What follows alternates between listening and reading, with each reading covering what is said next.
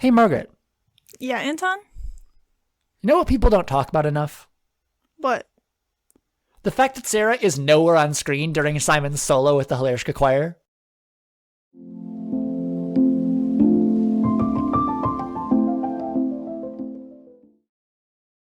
Welcome to People Don't Talk About Young Royals. I'm Anton. My pronouns are he, they. And I'm Margaret. My pronouns are they, them. And we're people here to discuss the show our friends are sick of hearing us talk about. If that sounds like you, stick around. If your friend sent you this podcast out of a desperate attempt to get you to watch Young Royals, take this as a sign. Go watch Young Royals, then come back to this podcast. Hey, Anton, what are we talking about today? Today, we will be having a character discussion of Sara in Season 1, Episode 1, having decided we have no choice but to stand. In this discussion, we won't be summarizing the plot of the episode because we already did that. If you need or want a refresher, head back 9 episodes in our feed to our most recent This Week in Hilarska for a full breakdown. This episode discussion will likely be all over the place, so strap in. You've been warned. Okay. Conveniently, the thing I chose for the cold open is the first part of the episode, but that's because it is before Sara even gets introduced. I did not make this realization until rewatching the episode for this character episode, because I don't know why I never questioned why Sara isn't there to see her brother perform. That's a good point. I don't think I did either. I do have theories. Okay, let's have them. And I will present them to you. Did Sara have to work during Simon's performance at the stables? Was she there and we didn't see her?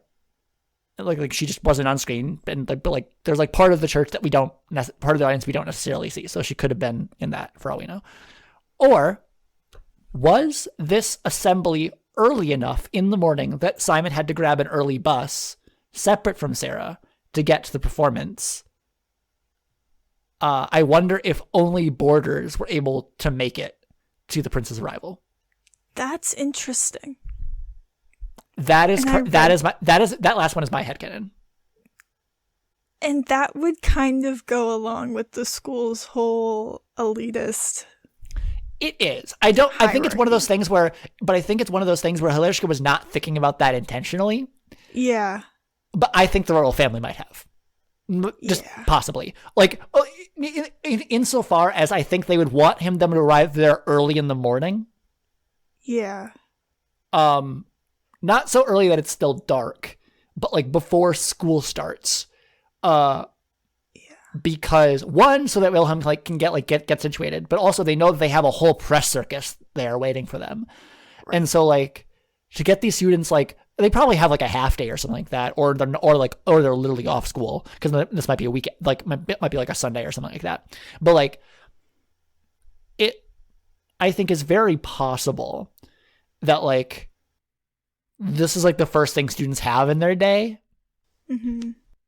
And if school is in session and or they have a half day, unless Sara is at work, she has no reason to be at Hilarska when she's not in class. Right. That's a good point. I never thought about it. Because I think it's very interesting that she is introduced to us as a stable hand. Yeah. And so we don't know that she's also a student at the school until Simon picks her up. Right.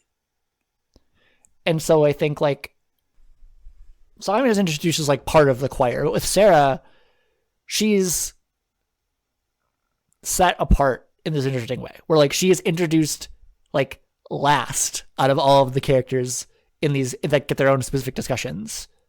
Yeah. And we don't even know who she is when she gets introduced. We have no context for her. Right. Our first look at her is leaning against the stables watching Felice struggle on Rousseau. Yeah. Wow, I'm really not adding anything to this discussion right now. No, you're good. I mean, I'm just trying to figure out what I think. It sounds like you're processing. I am processing. But okay, I will continue with my notes and jump in when you have something. like our first look at Sara, like what our first like that shows her like doing something.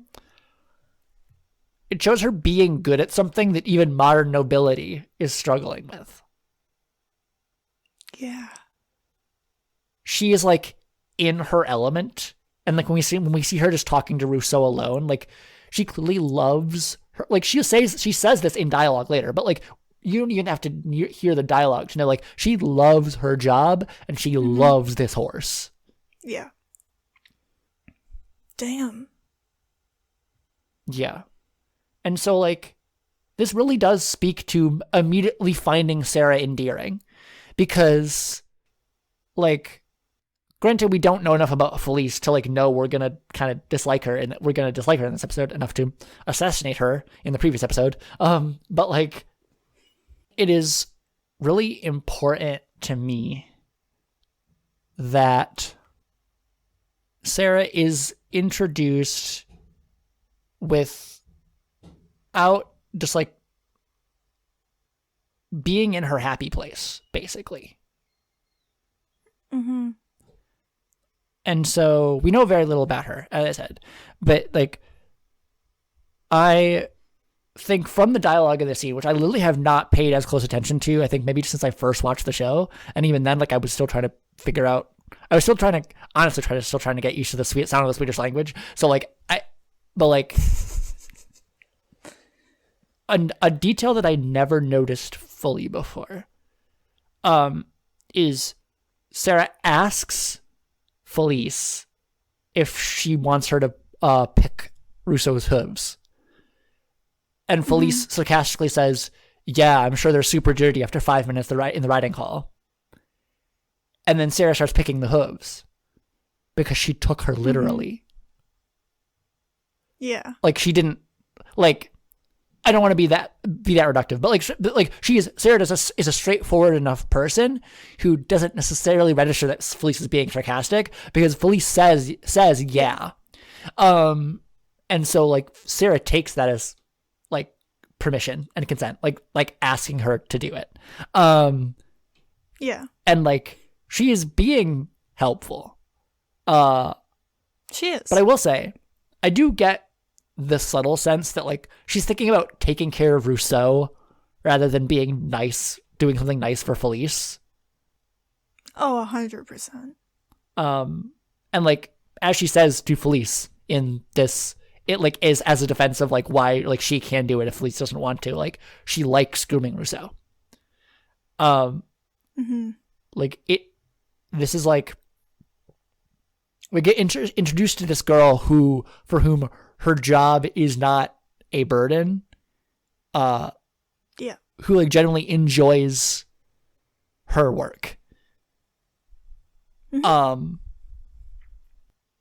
just think that's a very interesting, for reasons that I can't really get into, I just think that's an interesting way to introduce her.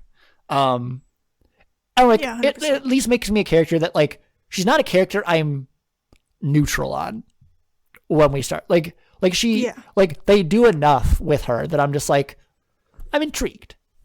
Yeah, absolutely. Have you gathered any thoughts about that scene, or do you want to move on? No, we can move on. Sorry, I was just reading over my notes. So her scene, I grouped all of her scenes with Simon together. Because I don't have that much to say, because I'm kind of very general here, and we can kind of go into specifics if we want to. But I think we've talked about a lot of this. Sara fights against the system way less than Simon does. Oh yeah. That's not necessarily a judgment; it's an observation. Yeah.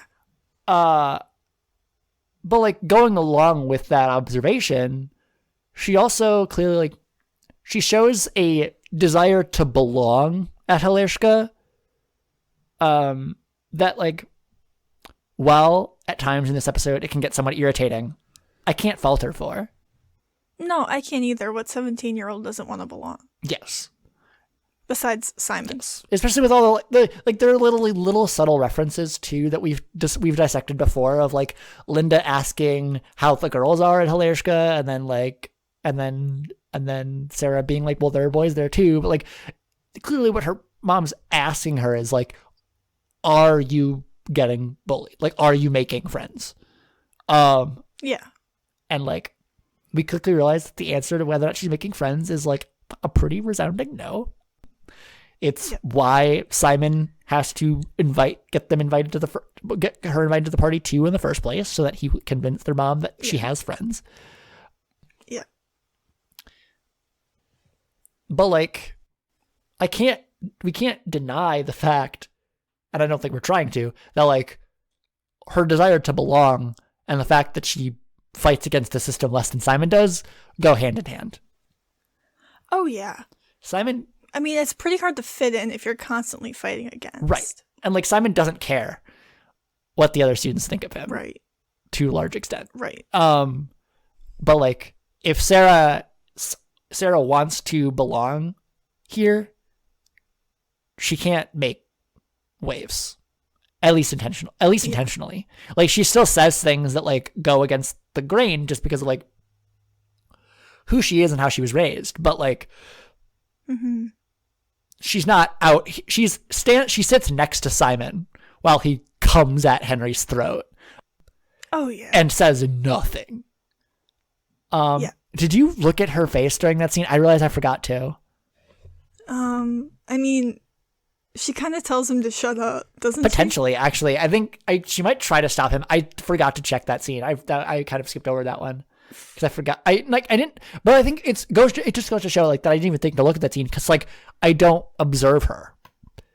Like similar to Felice in the choir scene that I was talking about last time, like talking about these characters who like maybe aren't the central focus of scenes and don't really have that many perspective scenes, like.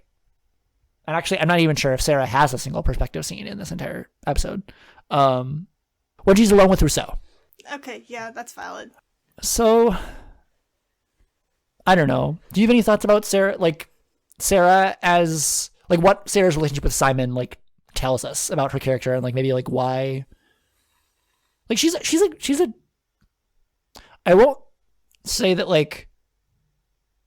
She blows me out of the water as like an amazing sister. Like she's definitely unfair with Simon sometimes in this episode. Like when he like is clearly trying to protect her, like she like just totally resents him the entire time. Like she like I will respect that like she probably does not want to feel like she's being babied because like she is older than him, which is a fact that we often forget. Yeah. They're in the same grade, but like it's because she had to repeat. Right. And so like I understand, especially like the fact that she is autistic does add a wrinkle to this. Like she doesn't want to feel like she needs to be like handled or kept safe. Right. Because that doesn't feel like being equal. And if there's anything she wants is that it is to be equal with everyone else around her. And to not feel like an outcast anymore. Yeah. I think this doesn't have to do with her relationship with Simon, but this has to do with her not wanting to be an outcast anymore. I think when she started at Hilarska, and granted we don't see them when they start, but the vibe I get is that she was originally okay with flying under the radar. As long as she's not being bullied, she'll be fine type of thing. But I think since being exposed to this new world that Hilarska, like, exposes her to, that she probably didn't see at Maryburg because it was a public school, she's like, no, this is, I want in on this. Yeah, and I think we've definitely said that in the podcast before of, like, she was what I read between the lines of her dialogue and almost directly from her dialogue. She basically says it straight out. Is like at first she cared that like she wasn't being bullied anymore. And then she started realizing that like she wants more than to just not be bullied and to be invisible. I think Simon could probably stand to have people not look at him, but also he can't not speak out about shit. So like, but like, Sara has made no waves, I think, for the purpose of like you see that in like the thing she asked Linda for during that dinner scene. Like she is constructing a new identity for herself that will help her infiltrate into this society. Which I don't mean that to make that sound sinister, but I think it's true. Yeah. Like she is trying to blend in. The pilot kind of hits you over the head with the fact that like this school is all about conformity. You do what you are told and you do what other people do. And standing out is a bad thing. I mean, 100%. I know August says this in the pilot, so I can say this, but like tradition is the most important thing. And in order to follow tradition, you just have to play along. There's no like room for individuality. Yeah. Yeah. And I think that's what Sara is trying to like. She's trying to play into that tradition. Yeah. And I don't necessarily know that she's entirely trying to stamp out her individuality, because this kind of transitions into the party scene, which I've kind of already been thinking about already with Felice. But like, she doesn't take any umbrage to being called special. Although we have talked that we're pretty sure that Felice means that in a different way than Sara thought she meant that. But there's an interesting thing about her delivery of that line where Sara sounds like, tell me if you agree with this like interpretation of it. She sounds like she's trying to like not make a big deal about it, but also acknowledging that if Felice has called it special and like is almost with like talking about its like rarity. Like she's like it's very common. No, that's about her ADHD, but like, or something like that. Like it's very, yeah. Like, I don't know. I think she speaks it like a fact, but it, I'm really curious. Like, I don't know enough to fully to confidently say this, but like, I have this feeling that people at Halerska are going to really try to not make a big deal out of Sara's autism. And I think that's partly because of this adherence to conformity. Like, it is because it does not affect her ability, clearly, to, like, fit within the social structure and, like know her place and do what is expected of her. Like, if it doesn't make her an other, they're not going to make her an other because of it.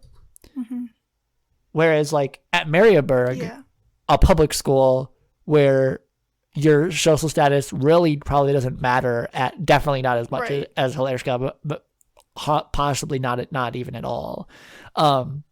Sara's autism would have been the only thing that made her an other. But the fact that, like, she can kind of be the good non-border. Right. In a lot of ways. Yeah, 100%. Like, I mean, she can say what she wants about, like, the way that Simon is kind of embarrassing her, but, like, he's doing her a favor in a lot of ways. Because the more he stands out, the more people just, like, forget that she's a non-border too. Yeah. And they can't totally forget. They can't totally forget because they know she's poor. Shit, yeah. I never really thought of it that way. Especially, like, when we see Felice opening up to Sara, class it doesn't get brought up once. Like, that is two friends interacting, or a budding friendship. Like, right. Like, and as I was saying last episode, like, oh, yeah. I admire. Yeah. I think it's interesting that Sara admires Felice in a way that could be aspirational, like, kind of wanting to be at least of, like, it's that desire to belong, desire to conform. Like, she wants to, like, belong in Felice's social circle. if not like just like appreciating her as a person, like calling her pretty and like being just very complimentary to her, despite the fact that she is if the first scene together is any indication, she's been treating like her like shit for a month. Right. And Sara says to Simon, it wasn't about me. 100%. 100%.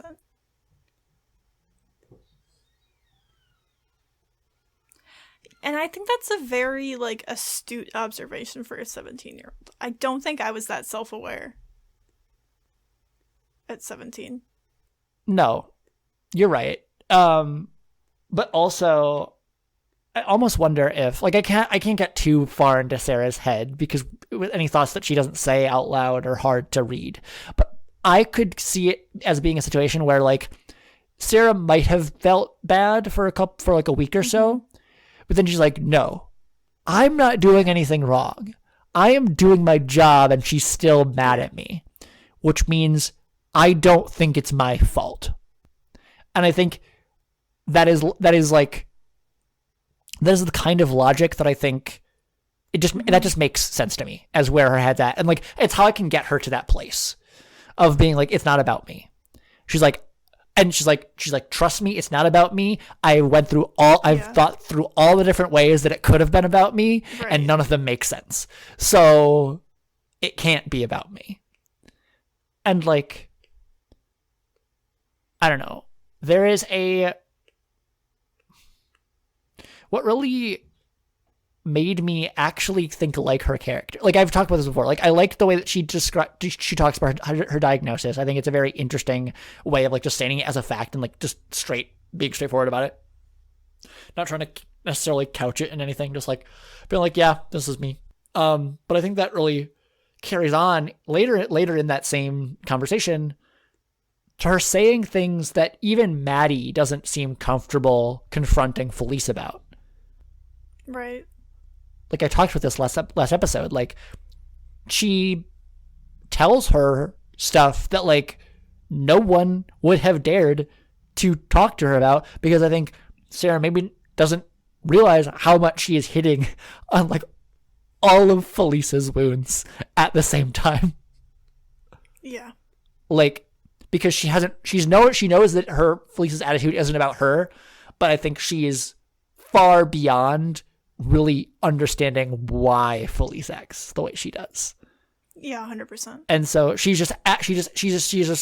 responding from her own perspective and how she was raised and how she understands the world. And she's like, well, if it takes too long, why do you straighten your hair? Yeah. But she's like, well, no, your hair, the little bit of curls that have come back into it, like they make you pretty. Like they look good. Like she has a bluntness and an honesty to her character.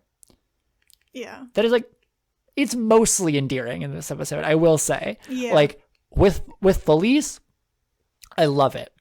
When it is with her mother, I don't love it. We start getting into problems. I don't love it. Like the way she talks to Linda in this episode is kind of yikes. It irks me. Yeah. It irks me a lot. And I think it's because we are really, really focalized through. Yeah. We were focalized through Linda, and then we're like kind of focalized through like Simon in that scene. And so like Sara isn't really ever totally focalized in that scene, I don't think. Or like if she is, maybe it's only for a few lines. And so like with them being so hurt, and then Simon being with Linda being so hurt and Simon being so offended on her behalf, like you're not gonna think that, like, regardless of your own feelings, like you're not gonna think that's a good look when she just like slams her plate into the sink and then goes to her room. Right. Like we've only gotten a taste or a glimpse of like what her life has been like up till now. Mm-hmm. Like we don't know her well enough at this point that like that outburst comes out of nowhere for us. and you're just like, what is, I didn't love that. I didn't love that side of you, my dear. And like, again, like 17, like all of these do kind of should come with a grain of salt. Like I recognize that she is 17. But like, it's not to say that I can't kind of judge her a little bit. Because like, I think we can judge her. I don't know. A little bit for that. You're not wrong. Like, what are these episodes for? If not judging people and saying how we feel about them. But like, I don't know. I'm trying to be careful about being too harsh about that scene. Because like, we don't know enough yet to really definitively say whether or not that was justified, if there was other stuff going on there. Like, I just don't want to be too gung-ho about like really like this is a character standing episode. Like, on the whole, I love Sara in this episode. Oh yeah, me too. They're just points where I'm just like, you have some flaws that we might want to work on, you know? Hey, everybody's got flaws. Doesn't mean you're not a good person. Yeah. Just a little PSA for all the real ones out there. Yeah, definitely. Like, we don't. I will say we spent a lot of we spent definitely a lot of Simon's character standing, talking about why we love him. We didn't really touch on his flaws all that much. Now that I'm thinking about it, because he's perfect. I will say that I think that a lot of his people, so the people that Hilarska think are flaws for the most part are not flaws. Correct. And I think what I personally feel like are his flaws have not been revealed yet. So I would agree with that. Like, they were not present in this episode, so we didn't talk about them. Correct. But with Sara, we see some room for improvement. Mm-hmm. This is a character standing, but you can do better, my love. You can do better. Yeah, I would agree. Do you have any more specific thoughts before I summarize this up? Something that we didn't talk about that I saw in your notes and mine was in the party scene when she takes the drinks. Oh, you're right. I wanted to go back and then I forgot. Thank you. I never thought about this until I wasn't even watching the scene. I was just like thinking through Sara's scenes, and then I suddenly connected two dots that I never connected before. I'm like, that makes so much sense why Simon glares at her for taking a drink of a cup of alcohol, and presumably getting quite drunk, because like in the minimal research that I did for this episode to like make sure I was right, like, alcohol and any kind of ADHD medication doesn't really mix well. No. And you want to know why? Why? My mom's an ADHD specialist. I'm going to put that out there. Also, wait, dang it. We forgot to mention the last episode. Starting in our Felice character standing episode, we talked about it in our August episode. We revealed that we were about to graduate college. We have since graduated college. There's a big gap between August and Felice. But I will say, you were about to hear from someone with a Bachelor of Science in biochemistry, which is also revealing my major for the first time on this podcast. Oh, yeah. Breaking news. If you guessed biochem, you were right. If you guessed chem, you were close enough, so you're right too. If you're guessing biology, less close, but closer than like physics. So. If you guessed physics, why do you hate me? Sorry, that might be a hot take. That's just how Margaret feels. It's not a hot take. It's how I feel. Yeah. So, alcohol is a depressant. Makes you sleepy. Also, makes you sleep terrible. I don't know how those add up, but they do. I don't know. I don't drink alcohol. Stimulants stimulate. They help get more dopamine to your receptors in your brain. Yes. And ADHD medication is a methamphetamine. Like, it is meth. So, like, it is a stimulant. Yeah. Oh, yeah. ADHD meds, stimulants. Adderall is a stimulant. Vyvanse, stimulant. Okay. Because those interact, first of all, alcohol-drug interactions are very real, people. Please be careful. Second of all, because those interact, your stimulants that you take dampen the effects of alcohol in your system. So people will drink more to get the same amount of drunk. But that still affects your liver and your body the same, even though you feel less drunk. Yeah. So you're at a higher risk of alcohol poisoning. Yeah. I kind of wish that was spelled out for us in this episode, but I get why it wasn't, because it would be very clunky for Simon to say something that like can be just delivered with a look. But like I feel bad that it took me this long after watching that scene to like recognize what that look meant. Well, because it could also be like, you're gonna drink after everything we went through with our father. Oh dang, you're so right. Oh, there's so many layers. There's so many layers. It's complicated. Like, Simon doesn't drink, which I think we have not talked about yet. But he doesn't drink. We at least haven't talked about it in length. Yeah. But I don't think we talked about it at all. Like, he doesn't drink at all at the party. He brought the booze, and he's not partaking in the booze that he helped get. Yeah. And, you know. I also think it's fascinating because between me and my brother, I'm scarred enough by alcohol to not drink, but my brother isn't. Mm-hmm. And so we're like the exact opposite of Simon and Sara. Yeah. And my brother's the older one. Yeah. Hey, Ben, how you going? I don't know if Ben's going to listen to this podcast, but you know. Probably not, but in spirit, he'll feel it in his bones. There you go. So yeah, I think that's all of our specific thoughts about Sara covered in this episode. Yep, I think so. Alrighty. To summarize for why we stand Sara in this episode. Like with Felice, my decision for how to classify Sara in our ranking system, which we haven't revealed all of our rankings yet. Just don't fear. We don't have the people we love, people we hate. There's other stuff in between, but stay tuned. We decided to stay simple with our first cycle, because it also leaves us room to change our minds. My decision to classify Sara is taken on average throughout her scenes in this episode, because as we mentioned, like especially towards the end here, like there are things to criticize Sara for.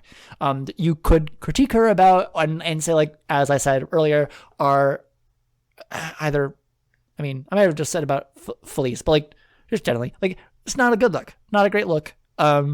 Maybe something to improve on, but even though she's not always stand material, the same traits that were grating at times to me that it wasn't kind of sometimes made me uncomfortable or like I didn't love, like also helped me understand her and made me enjoy her as a character at the very least. Yeah.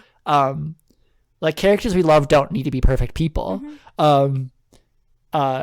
They just like need to be people we enjoy watching. And like her drive to belong and her like straightforward approach to interpersonal relationships,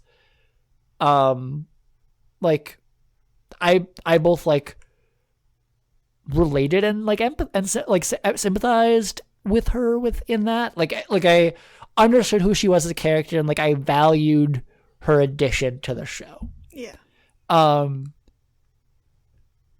But at times I will note that her desire to belong verged too close to wanting to conform, and her bluntness verged a little too close to cruelty sometimes, however unintentional that cruelty might have been. Mm-hmm. Especially with her mother. Like Linda isn't getting her own character standing episode in this cycle, but like we stand. We stand. Quick character standing for Linda. We stand. I find Sara interesting. I think intriguing is the word I used earlier. But it's most of my curiosity to learn more about her that makes me stand her more than anything else. Mm-hmm. I think of the characters that like are in our core five, which we have finally gotten to all of them. Wilhelm, Simon, August, Felice, Sara. Yep. Sarah's the one who gets the least developed in this episode. Mm-hmm. I think. Except for maybe Felice. Sarah has, I think, a few more scenes than Felice does. But also, we see Felice alone, and we see Sarah alone for maybe, like, 2 seconds. Yeah. And, like, the more we learn about Simon and his upbringing, we also are learning about Sarah's upbringing at the same time. Like, it's not like we don't know Sarah. Right. But I think she has not affected things much. Like, she isn't a perspective character for an entire scene. She is with Simon or with Felice, but, like, Felice and Simon are really the people we're learning about in those scenes, really. Mm-hmm. And, like, Sarah is kind of the most secondary out of all the characters, I feel like. I would agree with that. Of the people we name and we are named and that we follow. So she is character standing because I want more of her. And, like, I think that's a good enough reason as any. Yeah. Fucking nailed it again. I was about to say if we have anything to add. No. You never do. I feel like it's going to be really funny. I hope we go through a cycle of, like, currently you just sound really angry when I ask that. And now I hope we eventually get to a place where it's just like, we get to a different emotion. But, you know, I respect being frustrated. Because you always ask if I have anything to add after you fucking knocked it out of the park. No. Fucking Bachelor of Arts in English? Jesus. Not only that, I mean, how much do I want to flex on this podcast where people I mean, not only Bachelor of Arts in English, 3.99 GPA, summa cum laude, graduate of the honors program. You had a 3.99? Yep. And that was only because of one class in this past semester. What the fuck? I got a single AB in 8 semesters. I hate you. I don't. I mean, this is also partly humanities versus science, which could be a whole bonus episode if you wanted. That would it to be quite the discussion because I had a bunch of classes in both. Yes, because I don't know. Have we mentioned before that you're a women and gender studies minor? Nope, but we did now. There we go. Women and gender studies minor, biochemistry major. And I had a music and Spanish minor. Double minor. Oh, hell yeah. Yeah. Shout out to us figuring out what each other's minors were in the last week of our last semester of college. Yeah. I think it was during finals week, actually. Yeah. I am ready to outro us if you are ready. I'm ready. All right. Thank you for listening. If you'd like to keep up to date with when we release new episodes and other pod-related announcements, you can check out our Instagram at People Don't Talk About. Our next episode will be our final character episode, Another Character Standing, where we'll celebrate all things Eric in Season 1, Episode 1. So stay tuned. And with that, all that's left to say is, let's start a revolution, baby.